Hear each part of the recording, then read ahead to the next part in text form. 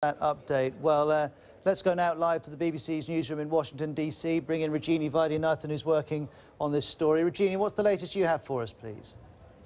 Well, in terms of what the police have told us, Ros, I'll just go through the statement. It didn't come in too long ago, and they just say that it was shortly before 11:30 local time, so about 90 minutes from now, earlier, that Virginia State Police spotted the suspect's vehicle, as Tara said, just then headed eastbound on the Interstate 66, the road that she was describing just then, Ros.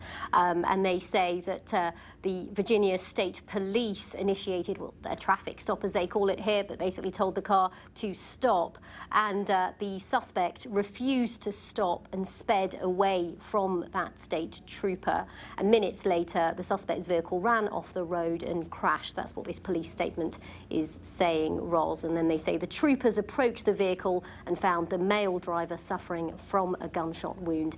He's been transported to a nearby hospital for treatment of life-threatening injuries. And they say the male driver is believed to be the same male subject who shot 3 people this morning in Franklin County during a television news interview. So that's the latest. Now, we are being told that there will be an update from the police. I don't have any more specific details on that, Ros, whether that's going to be another written statement or whether indeed there will be someone who will take questions on camera, as this is an evolving story, as you know. Yeah.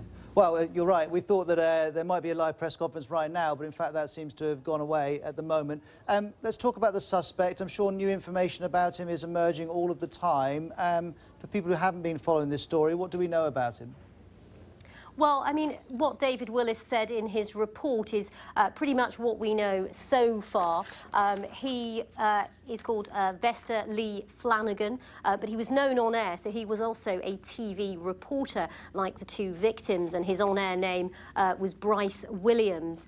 And he was an employee, a previous employee of the same station that the 2 victims worked at, WDBJ. But there are reports emerging that he was fired from the station 2 years ago, and in that report that you played earlier, Ros, you showed some of the tweets that he sent. His account has now been taken down by Twitter, but in some of those he said he'd filed a racial complaint, and we've been hearing reports from the local newspapers. Something here, Ros, the Roanoke Times, the local newspaper there, say that he had a troubled time while working at the station and sued the station in 2014 for damages, saying that he had been the victim of race discrimination. And this article goes on to say that he named most employees of the station in his complaint, which I should say was dismissed by a judge in 2014.